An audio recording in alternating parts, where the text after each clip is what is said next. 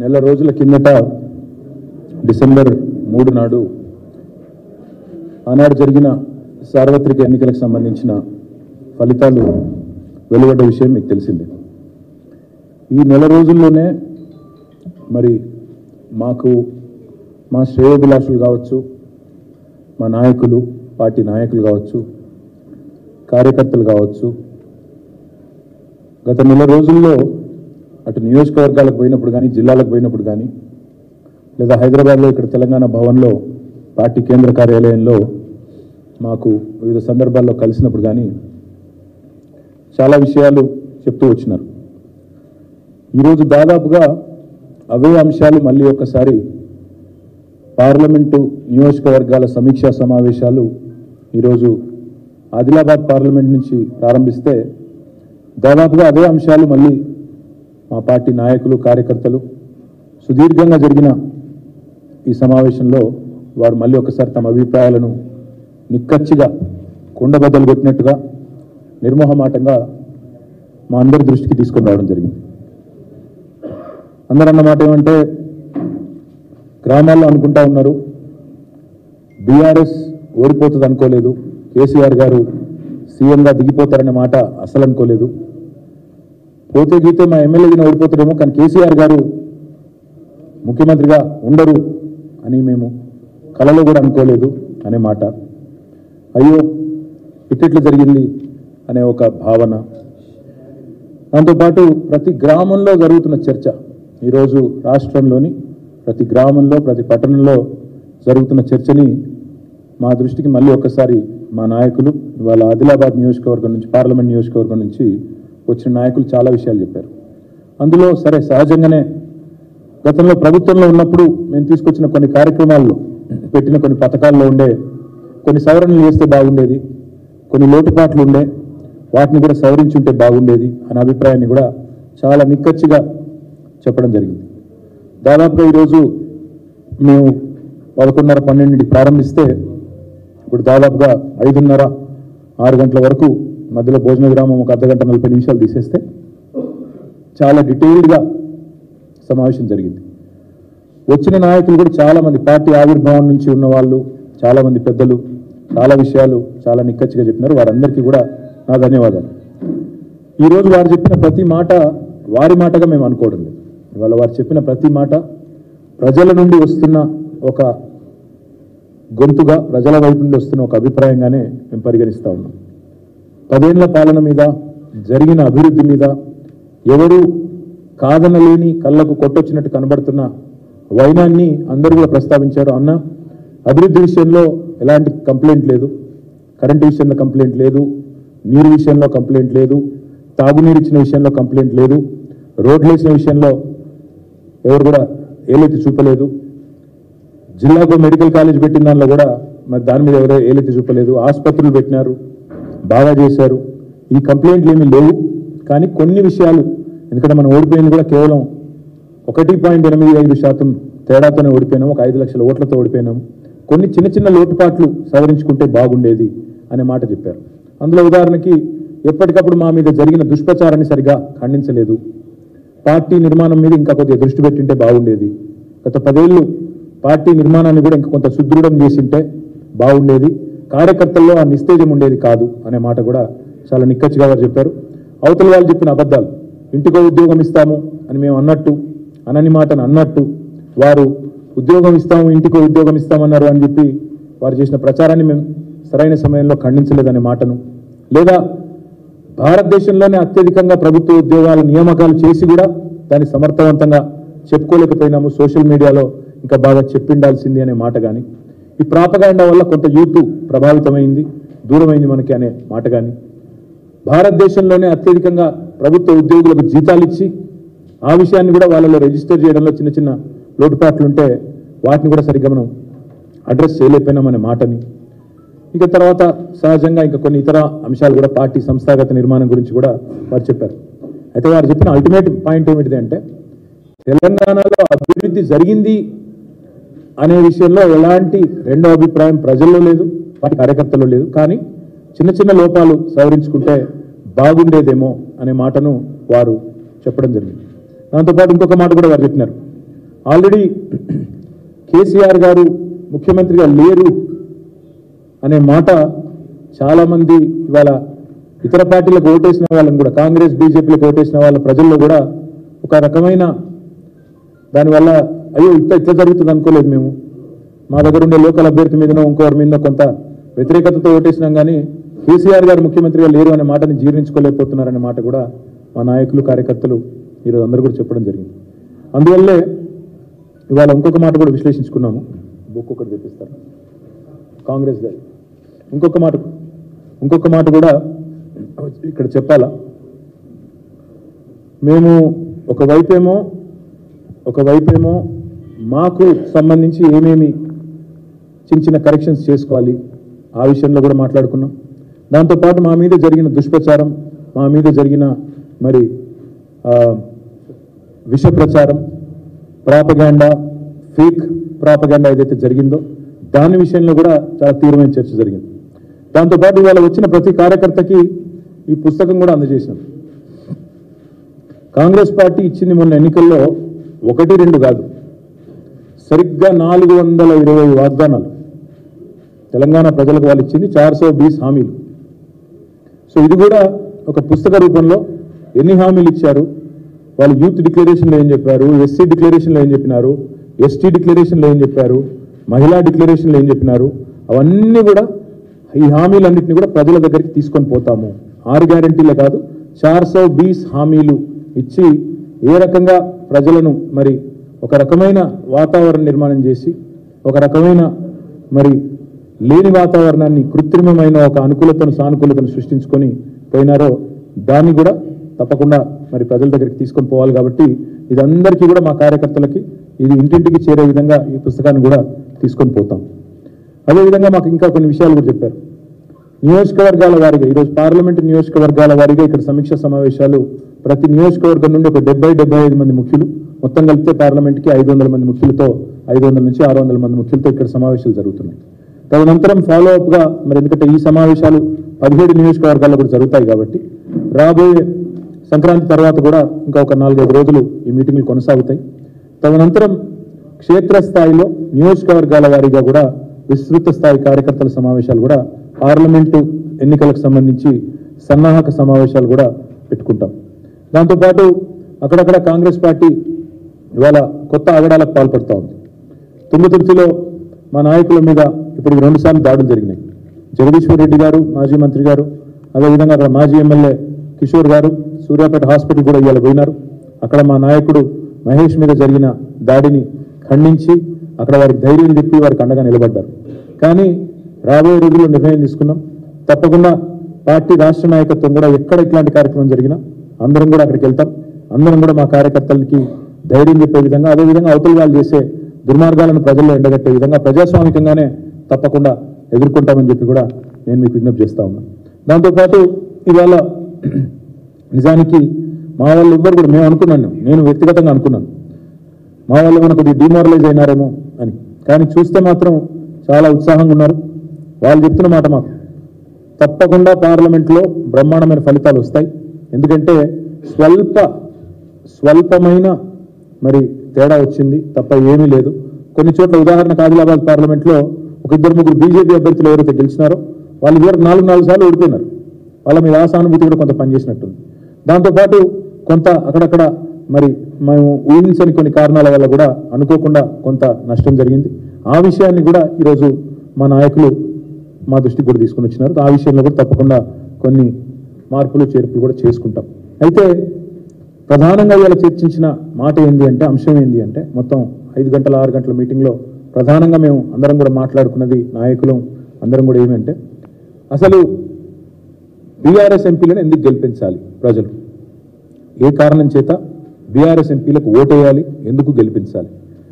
BRS ఎంపీలను ఎందుకు గెలిపించాలి అంటే, తెలంగాణ బలం, తెలంగాణ గలం, తెలంగాణ దళం పార్లమెంట్లో ఉండాలి అంటే, తెలంగాణ అన్న మాట అక్కడ ధైర్యంగా ఉచ్చరించబడాలి అంటే, తెలంగాణ ప్రయోజనాల కోసం రాజీ లేకుండా కొట్లాడాలి అంటే, తెలంగాణ ప్రయోజనాల కోసం పేగులు దిగేదాకా అవసరమైతే నిలబడాలి అంటే, కలబడాలి అంటే ప్రభుత్వంతో, కేంద్ర ప్రభుత్వంతో అది సాధ్యమయ్యేది కేవలం ఒక బీఆర్ఎస్కే తప్ప కాంగ్రెస్ పార్టీకో బీజేపీకో ఎంత మాత్రం కూడా కాదు. తెలంగాణ ప్రయోజనాలకు శ్రీరామ రక్ష బీఆర్ఎస్, తెలంగాణ ప్రయోజనాలకు ఏకైక ప్రతినిధి బీఆర్ఎస్. ఈ విషయంలో ఎవరికి రెండో అభిప్రాయం కూడా ఉండాల్సిన అవసరం లేదు. ఎందుకంటే గత 10 సంవత్సరాల మా కార్యాచరణ చూస్తే పార్లమెంటులో తెలంగాణ అనే మాట ప్రతిధ్వనించింది ప్రతి సందర్భంలో. అంటే దానికి కారణం మా ఎంపీలు, మా బీఆర్ఎస్ నాయకులు. ఢిల్లీలో తెలంగాణ వాయిస్ అంటే బీఆర్ఎస్ అనే మాట అందరికీ తెలుసు. ఇవాళ కాంగ్రెస్ కానీ బీజేపీ కానీ మరి అన్ని రాష్ట్రాల్లో ఇది ఒక రాష్ట్రంగా చూస్తాయి, కానీ మాకు ఇది ఎపి సెంటర్. మేము కూడా ఇతర రాష్ట్రాలకు విస్తరించాలనే ఆకాంక్ష ఉన్నప్పటికీ మాకు మా న్యూక్లియస్, మా ప్రధాన కేంద్రము అల్టిమేట్గా హైదరాబాద్, అల్టిమేట్గా తెలంగాణ. కాబట్టి మా మెయిన్ ఎజెండానే మాకు తెలంగాణ. కాబట్టి తెలంగాణ కోసం, తెలంగాణ సమస్యలపైన, తెలంగాణ వాటాలపైన, తెలంగాణ హక్కుల కోసం ప్రత్యేకంగా పోరాడగలిగేది, బలంగా కృషి చేయగలిగేది ఒక బీఆర్ఎస్ మాత్రమే అనే మాటను అందుకే అంటా ఉన్న తెలంగాణ గలం, తెలంగాణ బలం, తెలంగాణ దళం బీఆర్ఎస్. అందుకే పార్లమెంటులో తప్పకుండా ప్రశ్నించాలన్నా, ఏ అంశాన్ని లేవనెత్తాలన్నా కేవలం అది చేయగలిగేది, పోరాడగలిగేది ఒక బీఆర్ఎస్ మాత్రమే అనే మాటను కూడా నేను రాష్ట్ర ప్రజలకు కూడా విజ్ఞప్తి చేస్తా ఉన్నా. ప్రతి రాష్ట్రానికి భారతదేశంలో ఒక ప్రత్యేకమైన రాజకీయ అస్తిత్వం ఉంటుంది. ప్రతి పార్టీకి ఒక ప్రత్యేకమైన అస్తిత్వం కూడా ఉంటుంది. ఆ రాష్ట్రానికి గుర్తింపును, గౌరవాన్ని తెచ్చే ఒక లీడర్ ప్రతి రాష్ట్రానికి కూడా ఉంటారు. సొంత బలంతో, గట్టి గలంతో మాట్లాడే సత్తా ఉన్న నాయకులు భారతదేశంలో ప్రతి రాష్ట్రంలో ఉన్నారు. అట్లా ఉన్నప్పుడే ఆ రాష్ట్రానికి విలువ ఉంటుంది. ఉదాహరణకి బెంగాల్ అనగానే మనకు గుర్తొచ్చేది ఎవరు? మమతా బెనర్జీ గారు. బెంగాల్కి భేటీ అనగానే ఇవాళ మమతా బెనర్జీ గారు, దీదీగా పిలువబడే మమతా బెనర్జీ గారే గుర్తొస్తారు. తమిళనాడు అనగానే గుర్తొచ్చేది ఇవాళ ఒక డిఎంకే, ఒక స్టాలిన్ గారు, లేదా అన్నా డిఎంకే పార్టీ గుర్తొస్తుంది. ఆంధ్రప్రదేశ్ అనగానే గుర్తొచ్చేది ఇటు జగన్మోహన్ రెడ్డి గారు, అటు చంద్రబాబు నాయుడు గారు. ఎందుకంటే రెండు పార్టీలదే అక్కడ ప్రభావం ఉంది.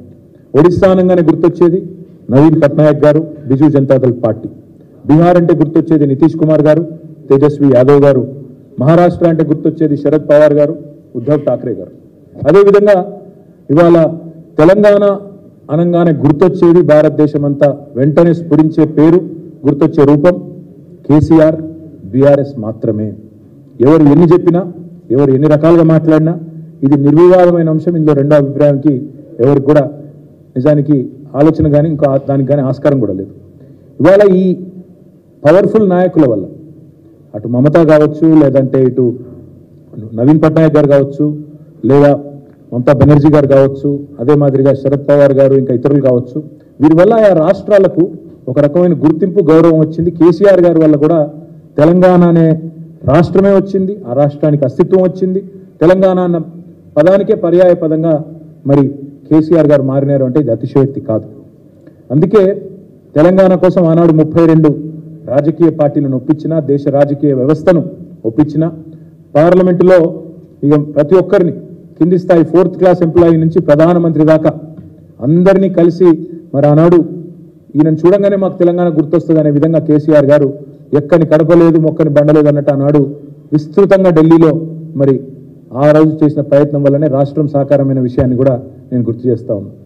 అసెంబ్లీలో తెలంగాణ అన్న పదాన్నే నిషేధించబడే స్థాయి నుంచి ఇవాళ తెలంగాణ అసెంబ్లీలోనే మరి తెలంగాణ వాళ్ళు స్వయం పాలనలో నిలిచి ఉన్నారు అంటే ఇవాళ దానికి కారణమైంది కేసీఆర్ గారి రాజకీయ చాతుర్యం, బీఆర్ఎస్ పార్టీ యొక్క ప్రయత్నం అనే మాట కూడా నేను గుర్తు చేస్తా ఉన్నాను.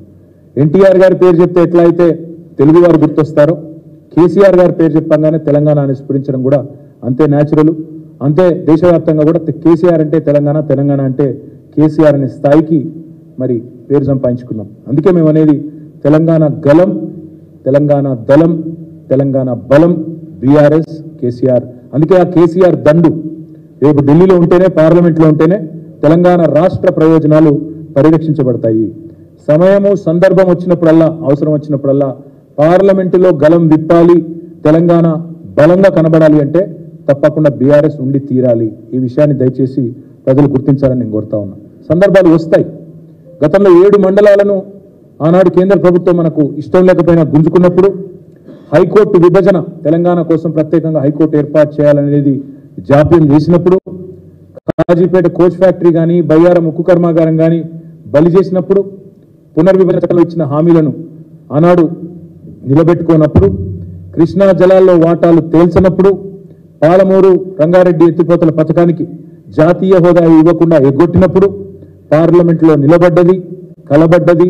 ఆనాడు గొంతు విప్పి ఆనాడు మొత్తం దేశం మన వైపు తిరిగి చూసే విధంగా చేసింది కేవలం కేసీఆర్ గారి ఎంపీలు, మా బీఆర్ఎస్ ఎంపీలు తప్ప ఇంకో పార్టీ కాదు. పార్లమెంటును స్తంభింపజేసింది బీఆర్ఎస్ఏ. ఇట్లా ఎన్నో సమస్యల మీద తెలంగాణకు సంబంధించి పోరాటం చేసింది, నిర్విరామంగా కొట్లాడింది గత 10 ఏళ్లలో బీఆర్ఎస్ పార్టీ. మన రైతులు పండించిన వడ్లను కొనుగోలు చేయకుండా ఆనాడు వ్యవసాయ శాఖ మంత్రిగా నిరంజన్ రెడ్డి గారు, తర్వాత వారితో పాటు మేమందరం పోయి ఢిల్లీలో ఆడికి పోయినప్పుడు మమ్మల్ని అవమానిస్తే నూకలు తినడం నేర్పించండి మీ వాళ్ళకని చెప్తే పిడికిలి బిగించి తెలంగాణ రైతుల పక్షాన ఆనాడు ఢిల్లీ వేదికగా జంతర్ మంతర్లో, అదేవిధంగా తెలంగాణ భవన్లో ధర్నా చేసి మొత్తం దేశం దృష్టిని మన వైపు తిప్పింది బీఆర్ఎస్ మాత్రమే, కేసీఆర్ మాత్రమే. మోటార్లకు మీటర్లు పెట్టాలి అని మెడ మీద కత్తి పెడితే దేశంలోని అన్ని రాష్ట్రాలు ఒప్పుకున్నా మేము మాత్రం పెట్టం, రైతుల పక్షాననే నిలబడతాం అని తెగేసి చెప్పిన ఒకే ఒక్క నాయకుడు కేసీఆర్ గారు, ఒకే ఒక్క పార్టీ బీఆర్ఎస్. అందుకే బీఆర్ఎస్ ఎంపీలు ఢిల్లీలో ఉండాలి, పార్లమెంట్లో ఉండాలి. సింగరేణిని వేలం వేస్తాం, ప్రైవేటు పరం చేస్తాం, సింగరేణిని కూడబెడతాం, అమ్మేస్తాం అని చెప్పి కేంద్ర ప్రభుత్వం తెగించినప్పుడు మనకు బొగ్గు బ్లాక్లు ఇవ్వకుండా ఆక్షన్లో పెడితే అడ్డుకున్న ఒకే ఒక్క పార్టీ, గొంతు విప్పిన ఒకే ఒక్క పార్టీ, గర్జించిన ఒకే ఒక్క పార్టీ బీఆర్ఎస్ మాత్రమే, గర్జించిన నాయకుడు కేసీఆర్ గారు మాత్రమే అనే మాట నేను మీకు విజ్ఞప్తి చేస్తా ఉన్నా. ఇట్లా ఎన్నో సందర్భాలు, అది రాష్ట్రం యొక్క నీటి వాటాలు కావచ్చు, రాష్ట్రం యొక్క వనరులు కావచ్చు, రాష్ట్రంలో ఉండే మరి ఇచ్చిన హామీలు కావచ్చు, వీటన్నింటి విషయంలో మనం బలంగా మాట్లాడాలి, మన గలం విప్పాలి అంటే అది కాంగ్రెస్ బీజేపీల వల్ల కాదు. ఎందుకంటే వాళ్ళు జాతీయ పార్టీలుగా సహజంగానే వాళ్ళకి ఎట్టుంటుందంటే ప్రత్యేకంగా వాళ్ళకి తెలంగాణ మీద ప్రేమ ఉండదు. పార్లమెంట్లో ప్రత్యేకంగా ఎన్నడన్నా రాహుల్ గాంధీ ఒక్కరోజన్న రాహుల్ గాంధీ లేదా తెలంగాణ కాంగ్రెస్ ఎంపీలు ఒక్క పూటనన్న తెలంగాణ గురించి మాట్లాడిన పరిస్థితి ఉన్నదా? ఎప్పుడన్నా ఉంటే ఇంకా కేసీఆర్ గారిని బద్నాం చేయాలనే ప్రయత్నం, తెలంగాణను చిన్నగా చేసి చూపెట్టాలనే ప్రయత్నమే చేసిండు తప్ప రద్దు చేసిన ఐటీఐఆర్ గురించి ప్రశ్నించలేదు, తెలంగాణకు న్యాయబద్ధంగా రావాల్సిన హక్కుల గురించి మాట్లాడలేదు, తెలంగాణకు ఇవి కావాలి అవి రావాలి అని ఎన్నడన్నా రాహుల్ గాంధీ కానీ నరేంద్ర మోడీ గారు కానీ మాట్లాడినరా? ఒక్కసారి గుర్తు తెచ్చుకోండి. పార్లమెంట్లో బీఆర్ఎస్ ఎంపీల దళం లేకపోతే, తెలంగాణ పార్టీకి బలం లేకపోతే తెలంగాణ పలుకుబడి ఢిల్లీలో పడిపోదా? దయచేసి ఆలోచించండి. మన గలం ఉండదు, మన బలం ఉండదు. మళ్ళీ మనం అనామకులుగా ఎట్లయితే ఆనాడు తెలంగాణ పదాన్ని శాసనసభలో నిషేధించినారో రేపు పార్లమెంట్లో కూడా తెలంగాణ అన్న పదమే వినబడకుండా పోయే ప్రమాదం ఉంటుంది బీఆర్ఎస్ లేకపోతే. ఇది కూడా రాష్ట్ర ప్రజలు గుర్తెరగాలని చెప్పి కూడా నేను కోరుతా ఉన్నా. ఇంకొక మాట కూడా, ఇతర రాష్ట్రాల్లో మరి వాళ్ళందరూ వాళ్ళ రాష్ట్ర ప్రయోజనాల కోసమేమో కలిసికట్టుగా పోరాడతారు. ఇక్కడ రాజకీయంగా ఎన్ని వైరుధ్యాలు ఉన్నా తమిళనాడులో మళ్ళీ తమిళనాడు రాష్ట్ర ప్రయోజనాల విషయానికి వస్తే ఎంపీలందరూ ఒకటవుతారు. కానీ దురదృష్టం తెలంగాణలో ఆ పరిస్థితి లేదు. తెలంగాణలో ఇక్కడున్న కాంగ్రెస్ నాయకులు, బీజేపీ నాయకులు ఇద్దరు కూడా ఒక అలవాటుగా మారిపోయింది.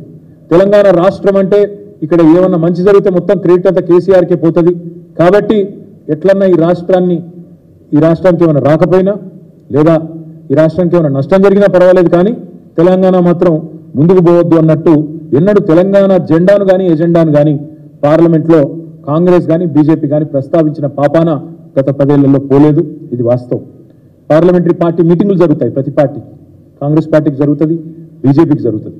ఎన్నడన్నా ఒక్కరోజు గత 10 ఏళ్లలో వాళ్ళ పార్లమెంటరీ పార్టీ మీటింగ్లో తెలంగాణ అన్న పదం వినబడ్డదా? దయచేసి ఒకసారి ఆలోచించాలని చెప్పి కూడా నేను కోరుతా ఉన్నాను. తెలంగాణకు న్యాయంగా దక్కాల్సినవి దక్కనప్పుడు, అన్యాయం జరిగినప్పుడు అడిగేది, ప్రశ్నించేది, కలబడేది, నిలబడేది మళ్ళీ కేసీఆర్ దళం మాత్రమే, బీఆర్ఎస్ దళం మాత్రమే, వినబడేది మళ్ళీ కేసీఆర్ గళం మాత్రమే అనే మాట నేను అందుకే మీకు విజ్ఞప్తి చేసేది. రేపు బీఆర్ఎస్ ఎంపీలు ఉండకపోతే పార్లమెంట్లో తెలంగాణ అన్న పదమే మాయమయ్యే ప్రమాదం ఉన్నది. దయచేసి గుర్తుంచుకోవాలని చెప్పి కూడా నేను కోరుతా ఉన్నా.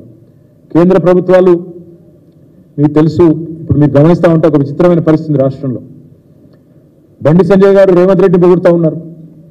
ఇద్దరు మరి ఏదో అండర్స్టాండింగ్ వచ్చినట్టే ఉన్నారు. మళ్ళీ చూస్తుంటే గతంలో కరీంనగర్, నిజామాబాద్ ఎన్నికల్లో ఎట్లయితే అంతర్గతంగా కలిసికట్టుగా పనిచేసినారో మళ్ళీ చూస్తుంటే ఏదో అంతర్గతమైన ఒక అండర్స్టాండింగ్ వచ్చినట్టే కనబడతా ఉంది. అందుకే మేము అనేది వాళ్ళ ప్రయోజనాల కోసం ఎంతకన్నా పోతారు.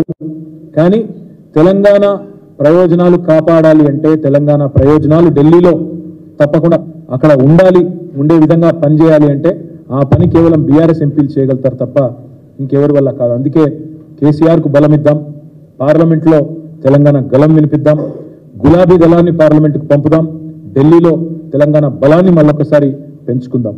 అదేవిధంగా తెలంగాణ అస్తిత్వాన్ని కూడా గౌరవాన్ని కూడా కాపాడాలి అంటే తప్పకుండా మరి ప్రజలకు నేను విజ్ఞప్తి చేస్తా ఉన్నా. మొన్న జరిగింది సరే, అక్కడ చిన్న కారణాలు అవన్నీ కూడా సమీక్షించుకుంటున్నాం. ఏవైతే మార్పులు చేర్పులు పార్టీ చేసుకోవాలో అవన్నీ కూడా చేసుకుంటాం. మా వల్ల జరిగిన చిన్న పొరపాట్లు, చిన్న లోటుపాట్లు వాటన్నిటిని కూడా సరిదిద్దుకునే దిశగా మేము కూడా మా పార్టీలో అంతర్గతంగా కార్యాచరణ కూడా మేము మరి ప్రారంభించుకున్నాం. తప్పకుండా ఆ కార్యక్రమాన్ని కూడా రాబోయే రోజుల్లో ఆ ఫలితాలు కూడా మీరు చూస్తారు. కానీ ఇక్కడ తెలంగాణలో ఒక విచిత్రమైన పరిస్థితి. గత నెల రోజులుగా కొత్త ప్రభుత్వం ఏదైతే వచ్చిందో మరి అధికారం కోసమేమో అడ్డగోలుగా హామీలు ఇచ్చినారు. నోటికొచ్చిన హామీలు 420 హామీలు, 1-2 కాదు, 420 420 హామీలు, బ్రహ్మాండమైన హామీలు, 1-2 కాదు ఇచ్చి ఆల్రెడీ ఎత్తగొట్టే పని మొదలు పెట్టినారు. మీరు చూస్తూ ఉన్నారు.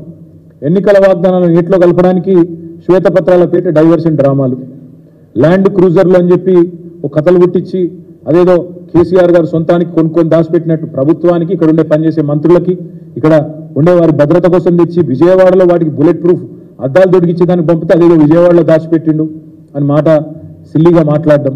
ఇంత దిగజారుడు రాజకీయాలు ఏవైతున్నాయో ఇవన్నీ ప్రజలు గమనిస్తూ ఉన్నారు. ఇవి కేవలం వాళ్ళు ఇచ్చిన 420 హామీలను ఎగేసేటందుకే ఈ డైవర్షన్ డ్రామాలు ఆడుతున్నారని తెలంగాణ ప్రజలు పూర్తి స్థాయిలో ఇవాళ అభిప్రాయం కూడా వస్తూ ఉన్నారు. నిజానికి తెలంగాణ రాష్ట్రం సాధించిన విజయాలన్నింటినీ వైఫల్యాలుగా చిత్రీకరించి కాళేశ్వరం లాంటి ప్రాజెక్టుని కూడా బదనాం చేసే ఒక చిల్లర ప్రయత్నం 2 జాతీయ పార్టీలు కూడా చేస్తూ ఉన్నాయి. ఇవాళ కాళేశ్వరం లాంటి ప్రాజెక్టు ద్వారా సాగులోకి వచ్చిన ఆయకట్టును కానీ, తెలంగాణ రాష్ట్రంలో ముబ్బడిగా పెరిగిన వ్యవసాయ ఉత్పత్తులను కానీ, జరిగిన వ్యవసాయ విస్తరణను కానీ ఇవేవి జరగనట్టు, ఇదేదో అభూత కల్పన అన్నట్టు, పోయిన యాసంగిలో 3.5 కోట్ల మెట్రిక్ టన్నుల వరిధాన్యం ఉత్పత్తి అయితే అది కూడా జరగలేదన్నట్టు ఏదైతే చిత్రీకరించే ప్రయత్నం చేస్తూ ఉన్నారో ఇది కేవలం కేసీఆర్ గారి మీద, బీఆర్ఎస్ మీద ఉన్న కోపాన్ని తెలంగాణ ఒక విఫల ప్రయోగంగా, విఫల రాష్ట్రంగా చిత్రీకరించే విధంగా మరి వాళ్ళు ఏదైతే ప్రయత్నం చేస్తూ ఉన్నారో ఇది రాష్ట్రానికి మంచిది కాదు. ఇలాంటి దివాలాకోరు రాజకీయం ఎవరికి కూడా మంచిది కాదు. వాస్తవం ఏంటి అంటే ఇవాళ దేశంలో దివాలా తీసిన కాంగ్రెస్ పార్టీ పొరపాటున ఇక్కడ వాళ్ళు ఇచ్చిన హామీలు నమ్మి ప్రజలు అధికారం ఇస్తే రాష్ట్రం దివాలా తీసిందని మాట్లాడుతుంది. దేశంలో దివాలా తీసిన పార్టీకి ఏదో అనుకోకుండా ఇవాళ అవకాశం వస్తే రాష్ట్రమే దివాలా తీసిందని చెప్పి దివాలాకోరు మాటలు మాట్లాడుతూ ఉన్నారు. ఇది మంచిది కాదు. అందుకే తెలంగాణ ప్రజల్ని కోరేది బీఆర్ఎస్ దళం ఉంటేనే, బీఆర్ఎస్ గలం ఉంటేనే తెలంగాణ ప్రయోజనాలు ఢిల్లీలో పరిరక్షించబడతాయి.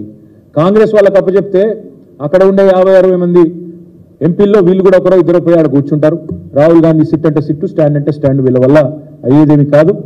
ఏమి చేయడం చేతగాక ఎదుటివాడి మీద తప్పుని నెట్టి తప్పించుకుందామనే ఒక చిల్లర ఎత్తుగడ తప్ప ఇంకోటేమీ కాదు ఈ కాంగ్రెస్ చేస్తున్న ప్రయత్నాలు. అబద్ధాలు, అసత్యాలు, అర్ధసత్యాలు అన్నిటినీ పోగేసి అప్పులని, తప్పులని, ఆర్థిక స్థితి బాగలేదని, కరెంటు మీద, కాళేశ్వరం మీద పిచ్చి ప్రేలాపనలు వెళ్తా ఉన్నారు. ఏవైతే వెళ్తా ఉన్నారు ఇవన్నీ ప్రజల దృష్టికి కూడా వచ్చినాయి. ప్రజలు ఇవాళ మా కార్యకర్తలు చెప్తా ఉన్నారు, మా నాయకులు చెప్తా ఉన్నారు, సార్ చర్చ జరుగుతోంది, క్షేత్రంలో చర్చ జరుగుతోంది, 500 బోనస్ ఏమైంది అనే చర్చ ప్రారంభమైంది. కేసీఆర్ ఉన్నప్పుడు రైతు బంధు బ్రహ్మాండంగా పడుతుండే, వారం రోజుల లోపలనే పడుతుండే. ఇవాళ అతి లేదు గతి లేదు, ఇంతవరకు రైతు బంధు ఏమవుతుందో అడ్రస్ లేదు అనే మాట మాట్లాడుతూ ఉన్నారని చెప్పి మా కార్యకర్తలు, మా నాయకులే చెప్తా ఉన్నారు. కేసీఆర్ ఉన్నప్పుడు ప్రతిరోజు విడుదల చేస్తుండే, ఎంత పడ్డది ఈరోజు రైతు బంధు, ఎన్ని వందల ఎకరాలకు పడ్డది, ఇవాళ ఎన్ని లక్షల మంది రైతులకు పోయింది రైతు బంధు అని చెప్పి వారం రోజుల్లో కంప్లీట్ చేస్తుండే. వీళ్ళు వచ్చిన తర్వాత ఆ ముఖ్యమంత్రి గారు మాట్లాడే మాటలు వింటుంటే ప్రజలు నవ్వుకుంటున్నారు అనే మాట కూడా మా నాయకులు, కార్యకర్తలు చెప్తా ఉన్నారు. ఆయన ఎంత హాస్యాస్పదంగా మొన్న చెప్పినారో ఒక మా నాయకుడు వివరించి చెప్తా ఉండే. డిసెంబర్లో స్టార్ట్ అయ్యి మార్చి దాకా వేస్తుండే రైతు బంధు పోయిన ప్రభుత్వం అని రేవంత్ రెడ్డి చెప్తుంటే రైతులు నవ్వుకుంటున్నారు. ఎందుకంటే 12 సార్లు, ఒకసారి కాదు 2 సార్లు కాదు, 12 సార్లు వారం రోజుల్లోనే 7,000 కోట్లు జమ చేసిన నాయకుడు కేసీఆర్ గారు రైతుల ఖాతాల్లో. అట్లాంటి కేసీఆర్ గారి గురించి చిల్లరమల్లర మాటలు మాట్లాడితే ముఖ్యమంత్రి స్థాయి వ్యక్తి ప్రజలు ఏమనుకుంటారు, రైతులు నవ్వుకుంటారన్న సోయి లేకుండా మాట్లాడితే, ప్రజలకు వాస్తవాలు తెలుసు అన్న విషయాన్ని కూడా విస్మరిస్తే ఎట్లా అని చెప్పి మా నాయకులు, కార్యకర్తలు ఇవాళ ఆదిలాబాద్ నుంచి వచ్చిన వాళ్ళే ఈరోజు చెప్తా ఉన్నారు. సొంత రాష్ట్ర పరపతిని తగ్గించే విధంగా ఇవాళ పలుకుబడిని పలుచన చేసే విధంగా వితండవాదాలు, వింత వాదనలు, పనికిమాలిన అంశాలు తెర మీదకి తీసుకొచ్చి అదేదో జరిగిపోయింది, తప్పు జరిగినట్టు ల్యాండ్ క్రూజర్లని పనికిమాలిన మాటలు మాట్లాడి ఇవాళ చేయాల్సినవి చేయకుండా తెలంగాణ బ్రాండ్ ఇమేజ్ని దెబ్బతీసే ప్రయత్నం ఏదైతే కాంగ్రెస్ చేస్తున్నదో దాన్ని బట్టి అర్థం చేసుకోవచ్చు వాళ్ళ రాజకీయ ఆలోచన ఎంత వికృతమైందో. అవసరమైతే స్వప్రయోజనాల కోసం, రాజకీయ ప్రయోజనం కోసం తెలంగాణ బ్రాండ్ ఇమేజ్ని కూడా దెబ్బతీసే ప్రయత్నం ఏదైతే వాళ్ళు చేస్తున్నారో వాళ్ళు ఒకటే అనుకుంటున్నారు. కాంగ్రెస్ వాళ్ళు అబద్ధాలనే అస్త్రంగా వాడుకుని ఎన్నికలు గెలిచినాం, మళ్ళీ అదే అబద్ధాలతో డైవర్షన్ టాక్టిక్స్తో పరిపాలన కూడా నెట్టుకొస్తాం, ప్రజలు మర్చిపోతారేమో అనుకుంటున్నారు. మేము మాత్రం మర్చిపోనీయం ప్రజలను. 100 రోజులు అన్నారు, మీరు 100 రోజుల్లో చేయకపోతే మిమ్మల్ని బొందబెట్టేది ఖాయమైన దిశగా తప్పకుండా ప్రజలను ఉద్రిక్తులు చేస్తాం. కౌంట్ డౌన్ ప్రారంభమైంది, 30 రోజులు అయిపోయింది, 70 రోజులు మిగిలింది. తప్పకుండా ఈ విషయంలో ప్రజల్ని తప్పకుండా చైతన్యవంతుల్ని చేస్తాం. ఒక అబద్ధాన్ని 100 సార్లు చెప్పి నిజమని తిమ్మిని బమ్మిని చేసే ప్రయత్నం ఏదైతే చేసి మరి ఫేక్ ప్రాపగండాతో సఫలమైనరో ఎలక్షన్లలో దాని పరిపాలనలో కూడా ప్రయోగించే ప్రయత్నం చేస్తూ ఉన్నారు. తప్పకుండా దాన్ని తిప్పికొడతాం. అందుకే మన ప్రజలకు ఇంకొకటి కూడా ఇవాళ మా కార్యకర్తలకు కూడా ఇచ్చాం. మేము చేసింది అప్పులు కాదు, మేము చేసింది అప్పులు కాదు, ఆస్తులు సృష్టించినాం. తెలంగాణ రాష్ట్రం కోసం 50 లక్షల కోట్ల పైచిలకు ఆస్తులు సృష్టించాం. ఏ రంగంలో ఏం చేసినామో చెప్పే స్వేదపత్రాన్ని కూడా మా ప్రతి నాయకుడికి, ప్రతి కార్యకర్త కూడా ఇస్తా ఉన్నాం. అద్భుతమైన ఆర్థిక సమృద్ధితో తెలంగాణను ఇవాళ అగ్రగామి రాష్ట్రంగా భారతదేశంలో నిలబెట్టిన దక్షత కేసీఆర్ నాయకత్వానిది. అవే వాస్తవాలను లెక్కలతో సహా అటు శాసనసభలో చెప్పినాం, ఇటు ప్రజాక్షేత్రంలో కూడా రేపటి రోజున చెప్తాం. పారే నీళ్లు సాక్ష్యం, తాగే నీళ్లు సాక్ష్యం, పండిన పంటలు సాక్ష్యం, కరెంటు వెలుగులు సాక్ష్యం. ఇవన్నీ కళ్ళెదురుగా కనబడుతున్న వాస్తవాలు కాదని నేను ప్రజలను అడుగుతా ఉన్నాను. అందుకే మనం చేసిన మంచి పనులు పల్లెల్లో, పట్టణాల్లో ఏవైతే కనబడుతున్నాయో వాటినే చూపెట్టి ప్రజలని ఓటు అడగండి, పార్లమెంట్లో తెలంగాణ గలం వినిపించే విధంగా తీర్పునివ్వండి అనే మాట కూడా చెప్తా ఉన్నాం. కాంగ్రెస్ చేసే గోబెల్స్ ప్రచారాన్ని తిప్పికొట్టి కాంగ్రెస్ ఇచ్చిన 420 హామీలను ప్రజల దృష్టికి కూడా తీసుకొని పోయే దిశగా మా కార్యకర్తల్ని, నాయకుల్ని ప్రతి శాసనసభ నియోజకవర్గంలో కార్యకర్తల సమావేశాలు పెడతాం, ప్రతి మండలంలో కూడా పెడతాం, పార్లమెంట్ సన్నాహక సమావేశాలు పెట్టుకుంటాం. కేవలం పార్లమెంట్కే కాదు, రాబోయే రోజుల్లో వచ్చే పంచాయతీ ఎన్నికలకు, మున్సిపల్ ఎన్నికలకు, జిల్లా పరిషత్ ఎన్నికలకు అన్నిటికి కూడా కార్యకర్తలను సన్నద్ధులను చేస్తూ ముందుకు పోతాం. తప్పకుండా ప్రజలకు అన్ని విషయాలు కూడా మళ్ళీ గుర్తు చేస్తాం. ఆనాడు ప్రతిపక్షంలో ఉన్నప్పుడు కాంగ్రెస్ పార్టీ కేసులు వేసి ప్రాజెక్టులకు అడ్డుకున్నదే వీళ్ళు. ఆనాడు 7 మండలాలు గుంజుకొని మరి లోయర్ సీలర్ ప్రాజెక్టును గుంజుకొని తెలంగాణ నోట్లో మట్టి కొడుతున్నప్పుడు ఈ కాంగ్రెస్ పార్టీ వ్యతిరేకించలేదు. బీజేపీ చేస్తున్న ప్రయత్నానికి అడ్డుగలిగే ప్రయత్నం కూడా ఆనాడు చేయలేదు.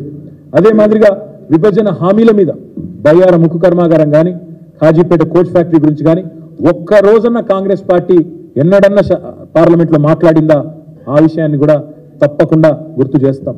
నీళ్ల వాటాలు తేల్చినప్పుడు, నిధులు ఇవ్వకుండా సతాయించినప్పుడు, కేంద్రం వివక్ష చూపుతున్నప్పుడు, మెడికల్ కాలేజీలు ఇవ్వకుండా, నర్సింగ్ కాలేజీలు ఇవ్వకుండా తప్పించుకున్నప్పుడు ఎన్నడన్నా బీజేపీ ఎంపీలు కానీ, కాంగ్రెస్ ఎంపీలు కానీ తెలంగాణ గురించి జరుగుతున్న అన్యాయం గురించి ఎన్నడన్నా మాట్లాడినరా?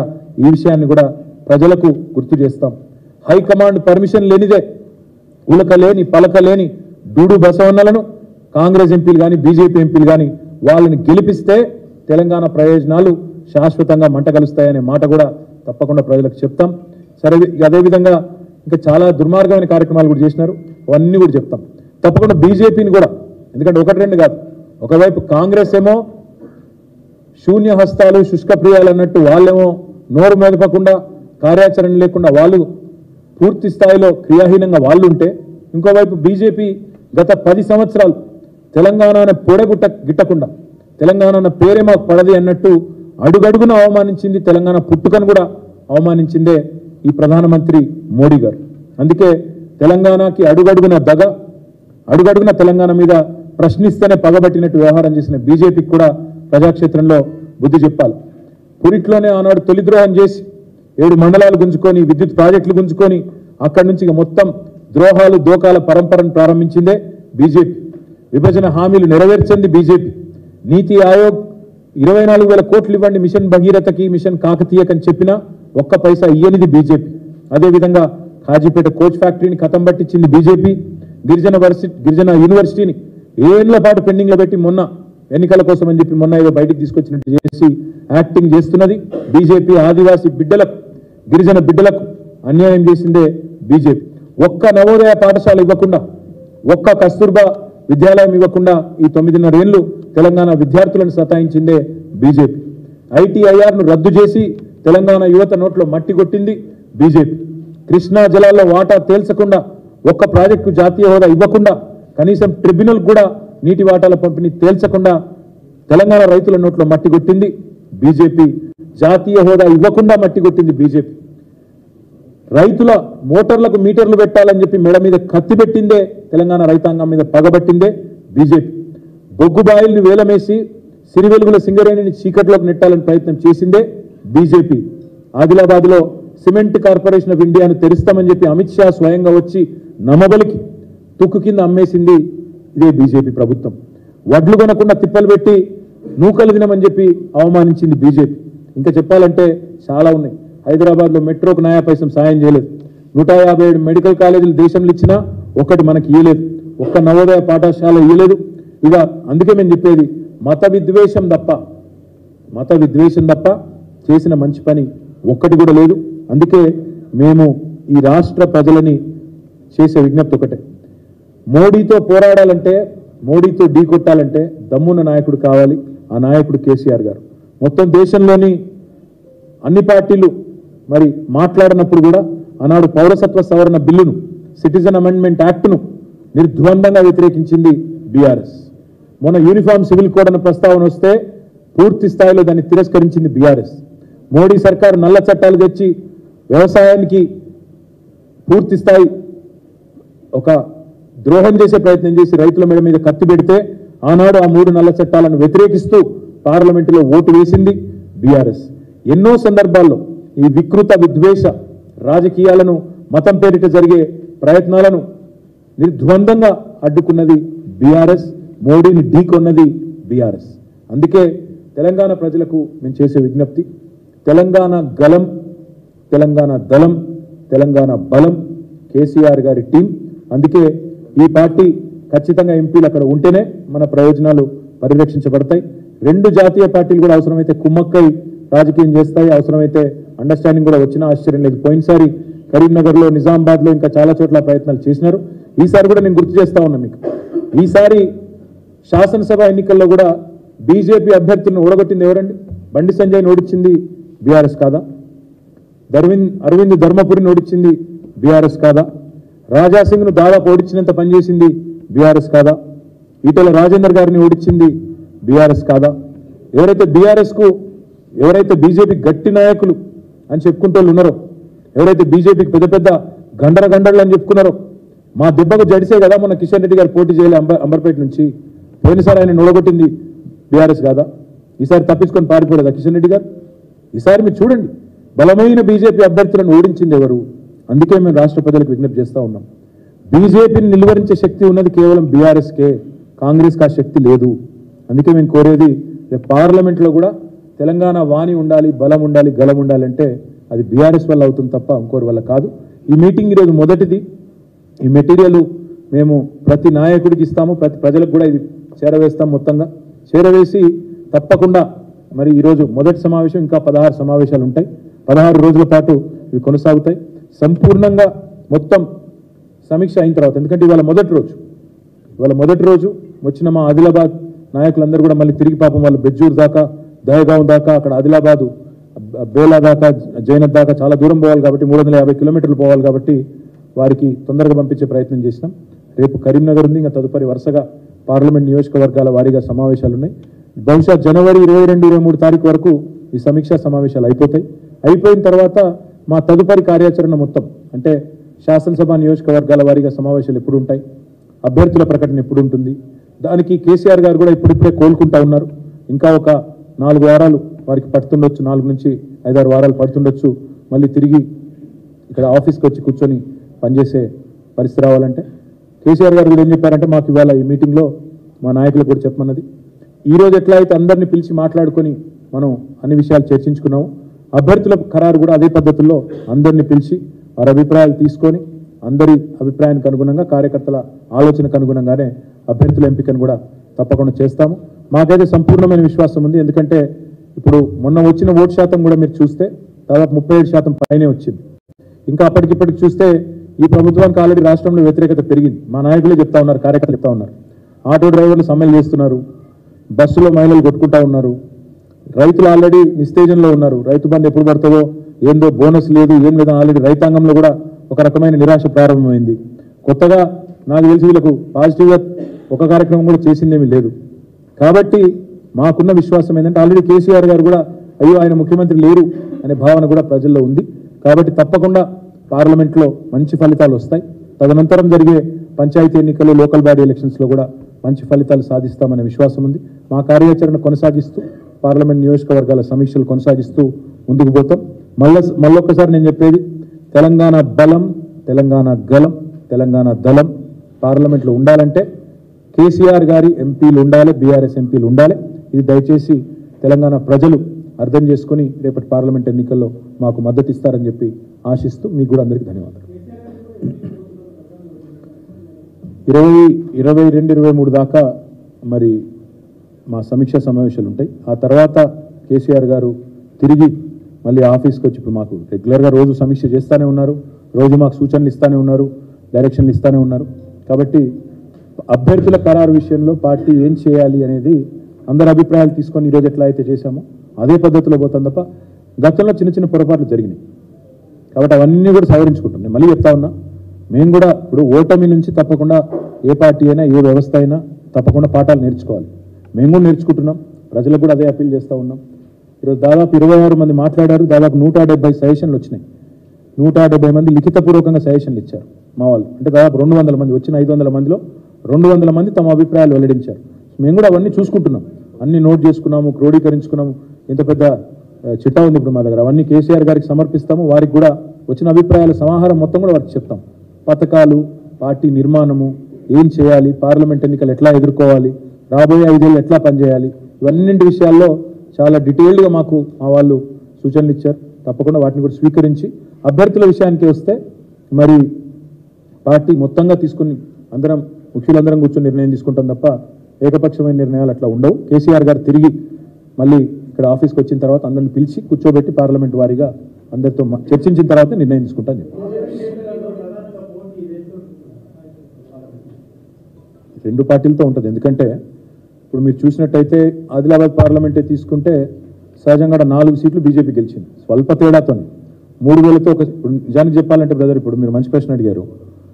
మేము గెలిచింది 39. మొన్న శాసనసభ నియోజకవర్గ ఎన్నికలు తీసుకుంటే 119కి గాను మేము గెలిచింది 39, which is 1/3 of the entire state.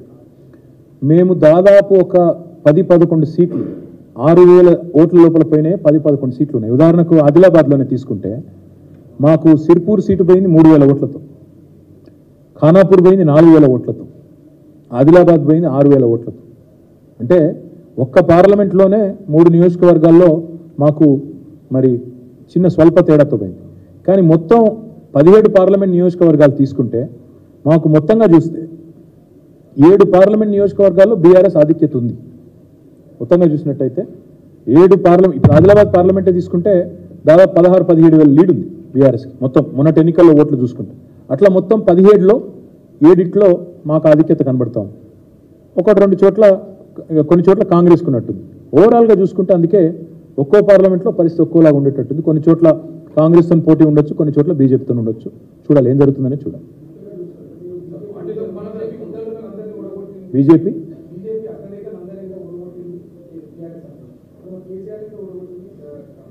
Yes అంటే మేము పోటీ పడుతున్నామని చెప్తున్నాం. నేనేమంటున్నా మీకు మళ్ళీ చెప్తున్నా. నేను ఇప్పుడు మీరు మంచి ప్రశ్న అడిగిన బ్రదర్. కేసీఆర్ గారు కామారెడ్డిలో ఓడిపోయినారు, ఆడ ఓడగొట్టింది బీజేపీ కదా అన్నారు. మేము అందుకే చెప్తున్నా. నేను బీజేపీ బీ టీము అని ఈ ప్రచారం చిల్లర ప్రచారం కూడా చేసిండ్రు. మేము బీజేపీ వాళ్ళు ఓడగొట్టినాం, బీజేపీ వాళ్ళు మమ్మల్ని కూడా ఓడగొట్టారు. అది చెప్తున్నా నేను చెప్పే పాయింటే కాదు. పోటీ పడ్డాం, తలపడ్డాం, వాళ్ళని ఓడగొట్టినాం, వాళ్ళు మమ్మల్ని కామారెడ్డిలో ఒక దగ్గర గెలుపు సాధించారు. డెఫినెట్గా అట్లాంటి ఆదిలాబాద్లో గెలిచిండ్రు. గెలిపే కదా బ్రదర్, కాదని ఎట్లంటే నేను ఆదిలాబాద్లో గెలిచిండ్రు, నిజామాబాద్లో గెలిచిండ్రు, ఆర్మూర్లో గెలిచిండ్రు, వాళ్ళు 8 సీట్లు గెలిచిండ్రు. కాబట్టి ఈ బీ టీం అనే చిల్లర ప్రచారం అయితే చేసిండ్రో వాళ్ళ అగ్రనాయకులను మేము ఓడగొట్టినాం, మా అధినాయకుడిని వాళ్ళు కూడా కామారెడ్డిలో ఓడగొట్టారు. కాబట్టే ఈ బి టీం అనే చిల్లర ప్రచారం ఏదైతే ఉందో ఇందులో అనుమాత్రం వాస్తవం లేదు. కాంగ్రెస్ చేసే చిల్లర ప్రచారాన్ని దయచేసి నమ్మవద్దు అని చెప్పి నేను ముఖ్యంగా మా మైనారిటీ సోదరులకు విజ్ఞప్తి చేస్తా ఉన్నాను.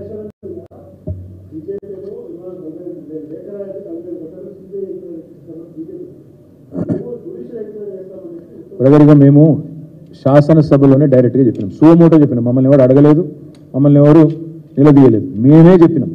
హరీష్ రావు గారు మాట్లాడేటప్పుడు మా పార్టీ తరఫున ఏం చెప్పారు, మేమే రిక్వెస్ట్ చేస్తున్నాం, మేమే డిమాండ్ చేస్తున్నాం, ఎంక్వైరీ చేయండి అని చెప్పినాం. వాళ్ళు ఏం ఎంక్వైరీ చేసుకుంటారో వేసుకోమని, వీళ్ళు చేస్తారా, వాళ్ళు ఢిల్లీ వాళ్ళు చేస్తారా, ఇక్కడ ఉన్న వాళ్ళు చేస్తారా, వాళ్ళ ఇష్టం. మేము తప్పు చేయలేదు, దేనికి భయపడే అవసరం లేదు. ఏదైతే చిల్లర ప్రచారం చేస్తున్నారో మేము దానికి జడిసే వాళ్ళం కాదు, భయపడే వాళ్ళం కాదు, జరిగింది ఏం లేదు అందులో. కాబట్టి ఏం భయపడే పరిస్థితి లేదు. అయినా ఇంకో మాట, రేపటి నుంచి ప్రతిరోజు ప్రెస్ బ్రీఫింగ్ ఉంటుంది, ఎవ్రీడే ఉంటుంది, 16-17 రోజులు. అయితే నేను చేస్తాను, లేకపోతే మా సీనియర్ నాయకులు ఎవరో ఒకరు చేస్తారు. కాబట్టి ఎవ్రీడే ఉంటాం. కొన్ని రేపటికి కాపాడుకోండి ప్రశ్న. Okay, thank you.